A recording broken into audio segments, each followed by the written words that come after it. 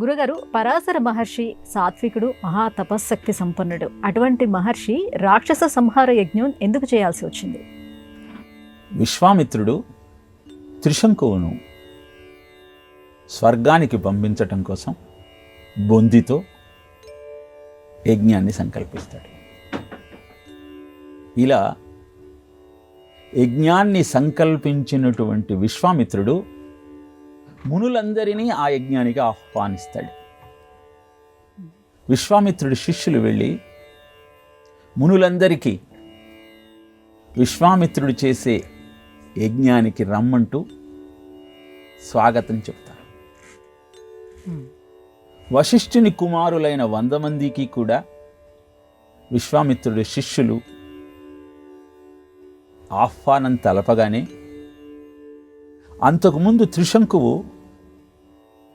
వశిష్ఠుడి కుమారులను ఇదే యజ్ఞం చెయ్యమంటూ అభ్యర్థించి వారు ఒప్పుకోని కారణాన విశ్వామిత్రుడి దగ్గరకు వచ్చి ఆ యజ్ఞాన్ని జరిపించమంటూ కోరతాడు. అందుకే కుపితులైన వశిష్ఠుని పుత్రులంతా చండాలుడైనటువంటి త్రిశంకుడు యజ్ఞం చేస్తూ ఉంటే విశ్వామిత్రుడు ఆ యజ్ఞాన్ని నిర్వహిస్తున్నాడు, అది చూడాల్సిన అవసరమే ఉన్నది అంటూ హేళన చేస్తారు.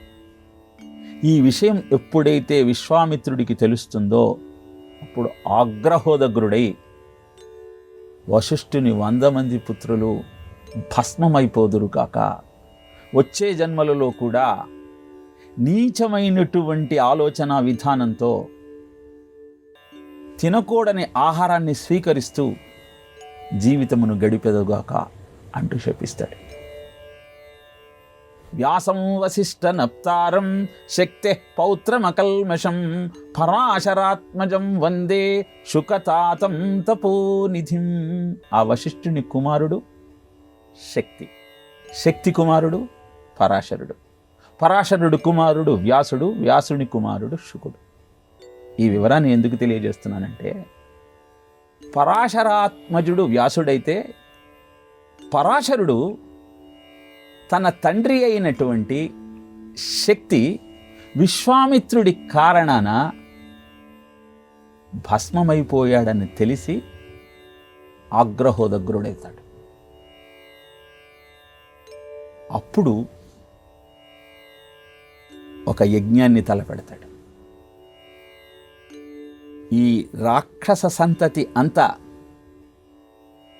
భస్మమైపోవాలి అంటే రాక్షస సంహార యజ్ఞాన్ని తలపెట్టాలి అని యజ్ఞాన్ని చేస్తున్నప్పుడు అందరూ ఆ భస్మగుండంలో పడి భస్మమైపోతూ ఉంటే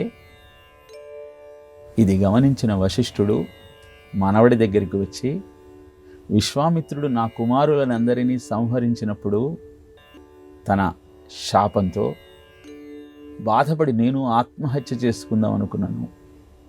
భూదేవి నన్ను కాపాడి కాళహస్తీశ్వరుని యొక్క మాహత్యాన్ని తెలియజేసింది. ఈ యజ్ఞం నేను చెయ్యలేనా, ప్రతీకారం తీర్చుకోలేనా? కానీ అది ముని లక్షణం కాదు. క్రోధమే తపమును చెరుచును, క్రోధమే అణిమాది అష్ట సిద్ధుల బాపున్. తపశ్శక్తి అంతా కోపం కారణంగా నిర్వీర్యమైపోతుంది, కనుక ఈ ప్రయత్నం మానమంటూ అభ్యర్థిస్తాడు, శాసిస్తాడు.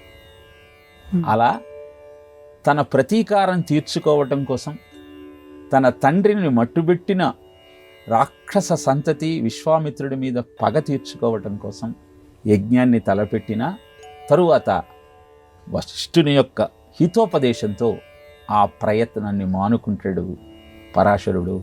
అనంతరం శక్తి తిరిగి పునరుజ్జీవితం అవుతాడు.